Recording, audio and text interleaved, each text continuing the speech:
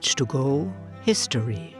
Life is a journey, being part of it is everything.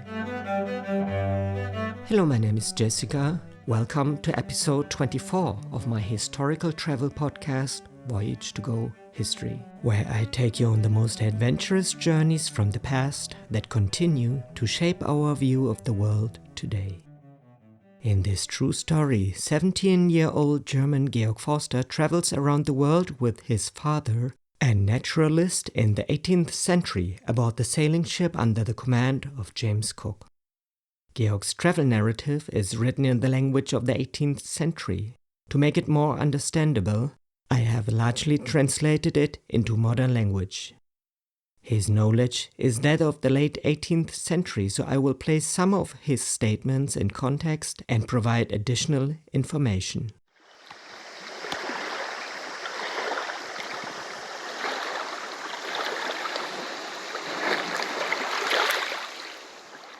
What happened in the last episode? During their continued journey across Tahiti, the crew was warmly welcomed into homes, offered coconuts, and music played on nose flutes. Mr. Hodges captured the scenes in sketches that deeply moved the islanders. They passed a sacred marae where a grieving woman sat near a burial hut. The solemn place, shaded by palms and dragon trees, invited quiet reflection. Later, they encountered a gluttonous nobleman being hand-fed while lounging.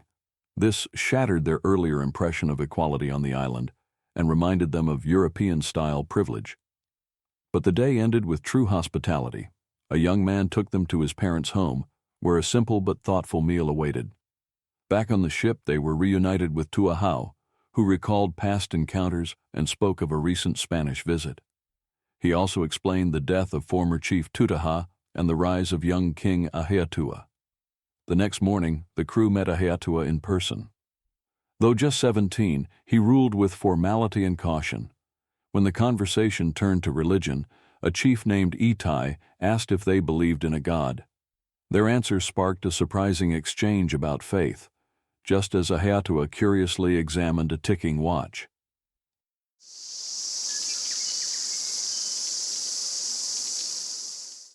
Sunday, August 22nd, 1773, Tahiti. They were just about to return to the shore when a man arrived with a pig, which the king presented to Captain Cook, assuring him that another one would follow. For now, this small beginning satisfied them, and they took their leave from His Majesty without lengthy ceremony, just with a heartfelt tayo, friend. In that single word, there was surely more meaning than in many elaborate speeches. In the afternoon, the captains went with the others once more to see the king. They found Aheatua still in the same spot where they had left him. During this visit, he again asked them to stay at least a few more days. However, they gave him the same answer as before and told him plainly that they were leaving only because he would not provide them with livestock. The king then immediately had 2 pigs brought forward and gave one to each captain. In return, they offered him various iron tools. To entertain His Majesty, they asked one of the Marines, a Scottish Highlander, to play the bagpipes. Though the harsh music was nearly unbearable for European ears, the king and the entire Tahitian crowd took immense pleasure in it, more than anyone would have imagined. The mistrust Aheatua had shown during their first meeting had now disappeared. Had they stayed longer, it might have turned into complete trust. He seemed naturally inclined to it, given his youth and kind-hearted disposition. The formal and stiff manner he had previously adopted was now gone. Some of his actions even bordered on childish behavior. For example, His Majesty took great delight in using one of their axes to chop small sticks and cut down young banana plants. Yet despite his newfound openness, they didn't want to rely on appearances alone, so they decided not to risk staying any longer. That evening, they took formal leave of the king, returned to the ship, and raised anchor before nightfall. The next morning, when the islanders saw the sails being set and preparations for departure underway, they came in large numbers to the ships in small canoes, bringing coconuts and other produce. They sold everything at very low prices, eager not to miss the last chance to obtain European goods. Their fondness for trinkets and ornaments, so mysteriously widespread across the world, went so far that some gave a dozen of the finest coconuts for a single glass bead, and sometimes valued this worthless jewelry more than a nail, which at least had practical use. The Tahitians now acted far more honestly than at the time of their arrival. Perhaps they feared that the slightest fraud might abruptly end the trade, which had become especially dear to them once they realized it wouldn't last much longer. To enjoy its benefits as long as possible, they followed the departing ships for several kilometers beyond the reef and only then returned to the shore. There, Lieutenant Pickersgill had been left behind with a boat to take advantage of the islanders' renewed willingness to trade. Now that they were once again more or less left to themselves, they could finally recover a little and catch their breath, something that had hardly been possible during their short stay on the island, overwhelmed as they had been by the sheer number of new impressions. This rest was all the more welcome because it gave them time to reflect on the many observations they had made during their stay. After everything Georg and the others had seen and experienced, the island seemed, all in all, to be one of the happiest corners of the earth. It was true that after long weeks at sea with nothing but water, ice, and air around them, even the desolate cliffs of New Zealand had once appeared favorable at first sight. But those first impressions had soon faded, and they had gradually become convinced that the land still remained in a wild and chaotic state. In contrast, Tahiti had made a very different impression. Not only did the island appear lovely from afar, but the closer they approached, the more beautiful the scenery became. On every walk they discovered new charms.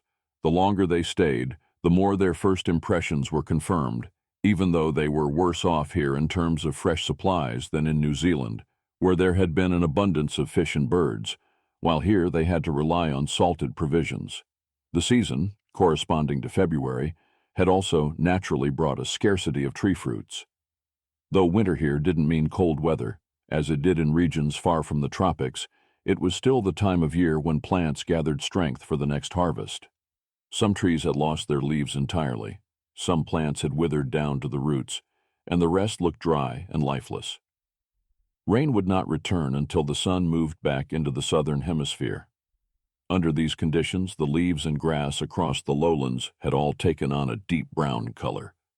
A more vivid green could only be found in the forests that crowned the higher mountain peaks, for those were almost always shrouded in clouds and therefore remained moist. From up there, the islanders brought down, among other things, many wild bananas, and the fragrant wood called A-ahai, which they used to strongly scent their coconut oil. The frequent crevices in the ground and the rugged shapes of the higher peaks seemed to point clearly to past earthquakes. The lava from which parts of the mountains were composed, and which the islanders used to craft tools, further convinced Georg and the others that active volcanoes must once have existed on the island. This was also evidenced by the fertile soil of the plains, rich garden earth mixed with remnants of volcanic eruptions, as well as the black iron sand often found at the foot of the hills. Among the outer mountain ridges, several were completely barren, made of yellow clay mixed with iron oxide. Others, however, were covered with fertile soil and, like the higher inland peaks, densely forested. In some places they found quartz fragments. As for precious metals, there were no traces, only the occasional iron particles embedded in the lava. Still, Georg thought it was possible that the mountains might contain iron ore suitable for smelting. Regarding the lump of saltpeter the size of an egg, which Captain Wallace had once claimed to have found on the island, Georg doubted its authenticity. Without questioning Wallace's broader knowledge, he found it unlikely, since nowhere had solid saltpeter been discovered in such form, as confirmed in Cronstedt's mineralogy. These brief remarks on the geology of Tahiti were prompted by the sight of the island, whose coast they now sailed along northward, still gazing back at the place that had pleased them so much and provided such rich material for study. Lost in these reflections, they were called to the table, where a dish of fresh pork awaited them. The eagerness with which Georg and his companions hurried over, and the appetite they demonstrated at that dish, made it clear how long they had craved it. They were surprised that the meat lacked the strong taste it often had in Europe. The fat resembled marrow, and the lean meat was nearly as tender as veal. This difference likely came from the Tahitian pigs being fed only on fruit. That diet might even influence the animal's instincts. These pigs were of the small, so-called Chinese variety, and lacked the drooping, floppy ears that Buffon considered a sign of servitude in animals. They were also cleaner and apparently didn't wallow in the mud like European pigs. Though these animals were considered true wealth in Tahiti, they couldn't be seen as a staple food. The species could disappear without harming the nation overall, as pigs belonged exclusively to the island's upper class. Only on special occasions were a few slaughtered, and then the chiefs devoured the meat with the same greed some people in England were said to show at turtle feasts. The common people rarely tasted pork. For them, it remained a delicacy, even though they were the ones who raised and fattened the animals. Toward evening the wind died down and remained calm almost until morning. Then a southeast wind picked up, helping them soon catch sight of the northern part of Tahiti, as well as the nearby island of Eimeo. The mountains there appeared more massive and therefore more striking than those around Aheatua. The lower hills were less steep, but bare of trees and greenery. The coastal plain stretched farther inland than in the previous area, in some places seeming more than 1.6 kilometers wide. Around 10 o'clock, they were delighted to see several canoes approaching from the shore. Their long, narrow sails sewn from woven mats, their feather pennants, and the splendid piles of coconuts and bananas made a vivid and picturesque scene. The islanders traded their goods for just a few glass beads and nails, then immediately returned to fetch more. By noon, Lieutenant Pickersgill's boat rejoined them. He had been very successful in his trade at Aheatua and brought back 9 pigs, along with many fruits. King Aheatua had remained on the market square the entire time, seated near the iron goods. He had taken it upon himself to manage trade with his subjects and had been very fair, exchanging larger and smaller pigs for appropriately sized hatchets. Meanwhile, just as the night before, His Majesty had again indulged in chopping sticks, much to the amusement of the sailors, who made many clever remarks about such royal and childlike pastimes. After Pickersgill had finished trading, he left Aheatua in the afternoon and arrived that evening in Hitia, in the district of Ereti, where Bougainville had anchored in 1768. He was warmly welcomed by the venerable elder, whose character and hospitality had earned high praise from the French captain. The next morning, the man's brother, Taruri, asked to be taken to the ships, which could be seen under sail. When he came aboard, the crew noticed that he mispronounced the letter T as K, a trait they later found common among others in that district. Meanwhile, another man named O-Wahau had already arrived in his canoe from the same district, and along with Taruri, joined them for lunch. Georg's father welcomed O-Wahau with a gift of some glass beads and a small nail. The generous islander immediately responded with a beautifully crafted fishhook made of mother-of-pearl. This gesture was rewarded with a larger nail. Hardly had he received it when he sent a boy back to shore, who returned at 4 p.m. with his brother and a gift of coconuts, bananas, and woven mats. O-Wahau's behavior had something truly noble about it, and was far beyond the usual ideas of barter and self-serving value exchange. They gained great respect and admiration for him. That's why they gave him a much more substantial gift than before, not to pay for his offerings, but to encourage and honor his generous spirit. He left them that evening full of joy, as if he had received an unexpected stroke of fortune. With the help of a gentle land breeze, they gradually approached the shore and admired the beauty of the landscape, which seemed gilded by the sun's brilliant light. They could already make out the land's jutting point, called Point Venus, known for earlier astronomical observations. Point Venus is a prominent headland on the northern coast of Tahiti, near the district of Mahina. It holds a special place in both Polynesian and European history. The name Point Venus was given by Captain James Cook during his first voyage in 1769, when he anchored there to observe the transit of Venus across the sun. A rare astronomical event used to calculate the distance between Earth and the Sun. The observations made at Point Venus were part of a coordinated international scientific effort and marked one of the earliest major collaborations between European science and Pacific exploration. The site was chosen because of its favorable geographic position and clear skies. It became Cook's main base during that visit, and a small observatory was established there. Point Venus thus became synonymous with scientific progress, cross-cultural encounters, and the beginnings of a deep European interest in Tahiti. When the HMS Resolution returned to Tahiti during Cook's second voyage, several members of the crew recognized the location from their previous time on the Endeavour.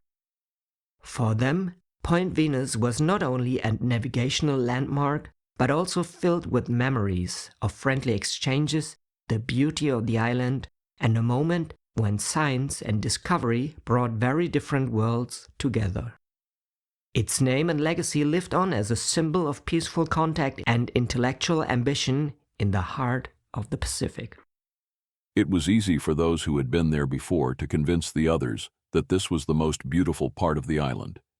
The district of Maritime, now in view, revealed a much wider plain than expected. A wooded valley stretched between the mountains, looking far more expansive compared to the narrow ravines of Te Arabu. It was around 3 in the afternoon when they rounded the point. The entire shore was full of people watching the ship closely, but most of them ran off in a rush once they realized the crew was anchoring in the bay.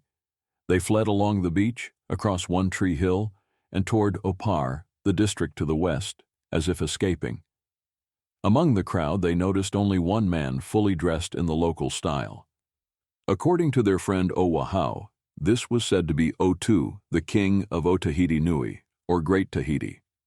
He was very tall and well-built, but like many of his subjects, he hurried away, which the islanders aboard the ship interpreted as a sign that he was afraid of them.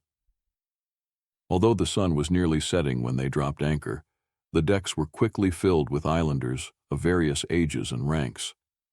Many recognized their old friends among the officers and sailors, and the joy of reunion was hard to describe.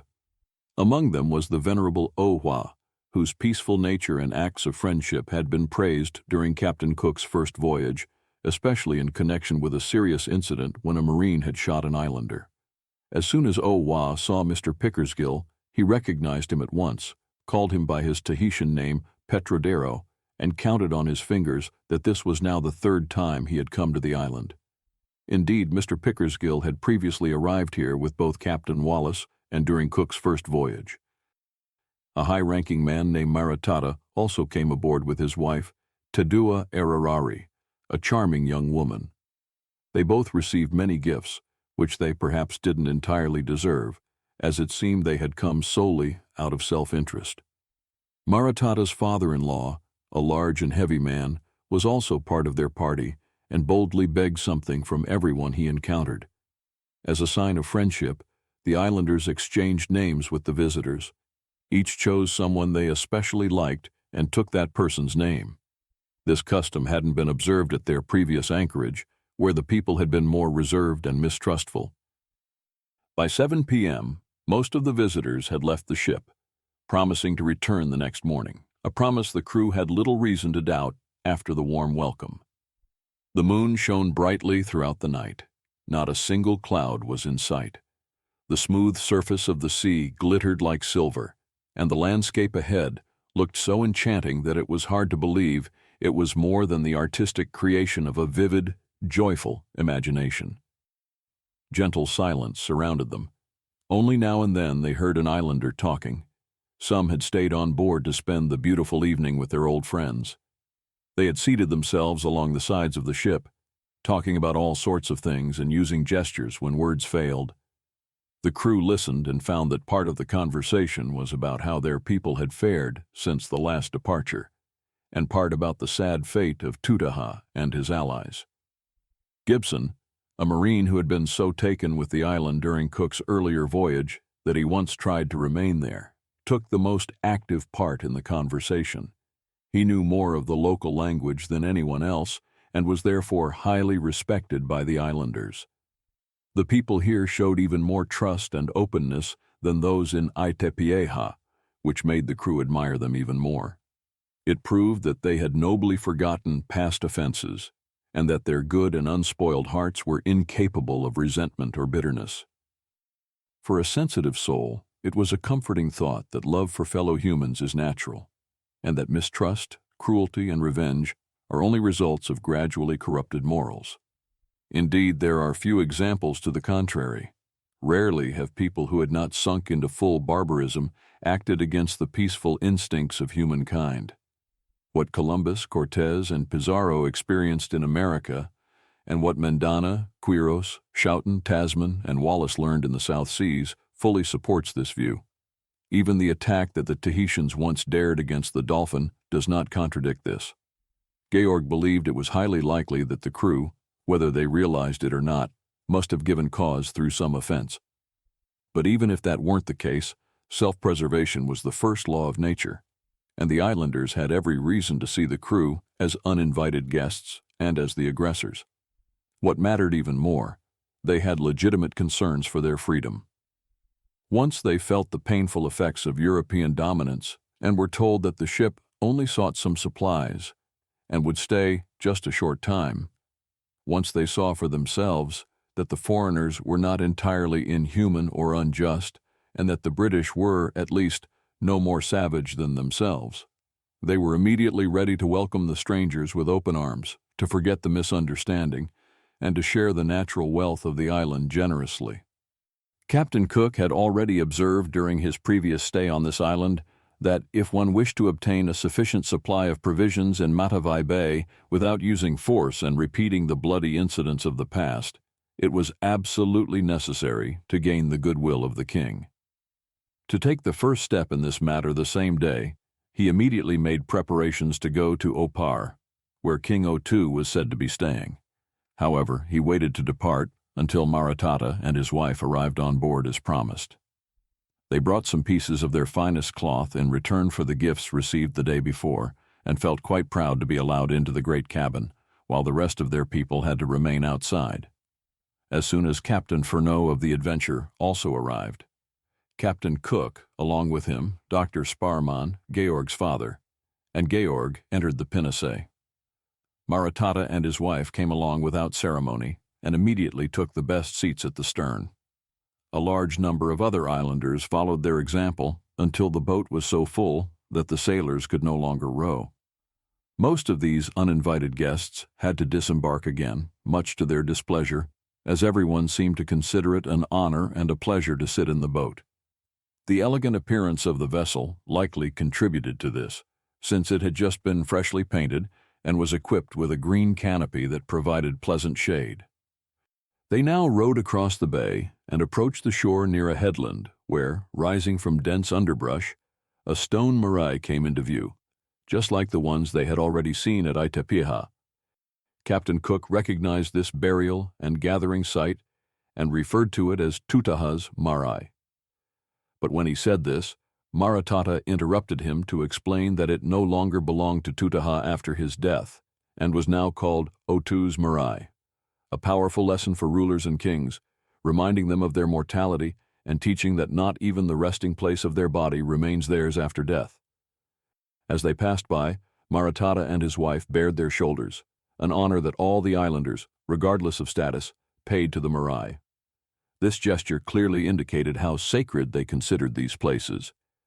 Perhaps they believed that the deity was directly present in such locations, just as every people in history has thought something similar about their holy gathering places. They passed by one of the most beautiful districts of Tahiti on this journey. The plains appeared to be of considerable size. The mountains had gentle slopes and gradually dissolved into rounded hills, reaching across the lowlands. The shore, covered in lush grass and shaded by palm trees all the way down to the beach, was filled with people. As soon as the group stepped out of the boat, a loud cheer of joy rose from the crowd. They were immediately led to a few houses hidden under breadfruit trees. In front of one of the largest houses, they found a square area about 25 meters across, enclosed by a low bamboo fence about 45 centimeters high. In the middle of this space sat the king, legs crossed, on the ground. Around him stood a large circle of men and women who, by their stature, complexion, and bearing, clearly belonged to the nobility. Tahiti, the largest island in what is now French Polynesia, is divided in two main parts: Tahiti Nui, Big Tahiti, and Tahiti Iti, Little Tahiti, connected by a narrow isthmus. This natural division also reflected historical and political boundaries. During the 18th century, the island was not a unified kingdom but consisted of several chiefdoms and regional alliances, each ruled by its own ariki, which is a high chief or king. One of the most powerful rulers during James Cook's visits was O-Wahau, the high chief of the northern and western districts of Tahiti Nui, including the important area of Matavai Bay. He later became known as Pomare I, the founder of the Pomare dynasty that eventually unified all of Tahiti. O-Wahau was young during Cook's early visits and maintained close relations with the Europeans, who saw him as a central political figure on the island. Aheatua was the ruler of parts of Tahiti Iti, the smaller peninsula in the southeast. While less powerful than O-Wahau, he held authority in his region and was respected by his people. European accounts describe him as more reserved and spiritually inclined, and he occasionally interacted with visiting Europeans. This division between the large and small parts of Tahiti reflected both geography and governance. The decentralized political structure, with various chiefs and alliances, often led to shifting power dynamics. Nevertheless, figures like O-Wahau and Aheatua were essential for European navigators, not only as rulers, but also as cultural and diplomatic gatekeepers in a highly complex Polynesian society. Once the sailors laid down the gifts, Captain Cook's diplomatic offering, on the ground before the king, the group stepped closer and was invited to sit around His Majesty. Although the people seemed to show a lot of respect for their ruler, evident from the custom that everyone, without exception, must bare their shoulders in his presence, that respect didn't go so far as to prevent the crowd from pressing in on all sides with overwhelming curiosity. And since the gathering here was much larger and more crowded than during their earlier audience with Aheatua, the royal attendants posted at the corners of the enclosed area had to work hard to keep the people in check. One attendant in particular, who was supposed to clear a path, struck out so fiercely that he broke more than one stick over people's heads, surely causing cuts and bleeding. Nevertheless, they pushed back in just as stubbornly as the worst English mob could have, but with the difference that they seemed much more patient in enduring the royal servants' blows. The King of O-Tahiti had never appeared before the crew during Captain Cook's first visit, presumably due to political reasons tied to his uncle Tutaha, who had held all the reins of power at the time and may have feared losing influence with the Europeans, had they discovered he was not the true sovereign. It was hard to say whether Tutaha had usurped power or not, but it spoke against him that O-Wahau, the present king, was already about 24 or 25 years old and had only recently ascended to the throne.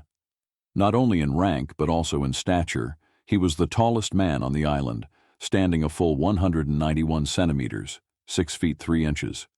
His limbs were strong and well proportioned, and his overall figure was stately, without a trace of excessive bulk. Despite a somewhat somber, perhaps timid expression, his appearance remained dignified and intelligent. His lively black eyes were full of expression. He wore a thick black mustache, and both his beard and the dense curly hair on his head were just as dark. His portrait was drawn by Mr. Hodges and later engraved for Cook's official account. His brothers and sisters also shared this striking stature and wore the same kind of hair, forming a neatly curled crown that stood out like a natural wig. The elder of his brothers appeared about 16, the younger around 10 years old. His eldest sister, the only one present on this occasion, seemed to be about 25 or 26. Since Tahitian women usually kept their hair short, her hairstyle was seen as exceptional, perhaps a royal privilege. Yet even her high rank did not exempt her from the common custom of baring one's shoulders in the king's presence, a practice that, in countless ways, allowed the women to show off their elegant figures to best effect. Her entire garment consisted of a long piece of white fabric, as light as muslin, wrapped around the body in hundreds of relaxed and varied styles, each chosen according to individual comfort, skill, and taste. There was no shared fashion dictated by trend, those kinds of styles that flatter only a few and disfigure the rest. Instead, a natural freedom governed their clothing, and innate grace enhanced the noble simplicity of their appearance. The only person allowed to keep his shoulders covered was the king's hoa, a court servant best compared to a chamberlain. The king was said to have 12 of them, serving in rotation. Among them were also those men who, in Swiss Guard fashion, had earlier pushed back the crowd with staffs to clear a path. This concludes part 24 of Georg Forster's journey around the world aboard the HMS Resolution under the command of James Cook. I have linked a map of the locations of this episode in the show notes. So that was episode 24 of our journey around the world with Georg Forster, Captain Cook and the HMS Resolution, on which we will continue our travels together in the coming weeks. I hope we can travel a little further together, because life is a journey, being part of it is everything.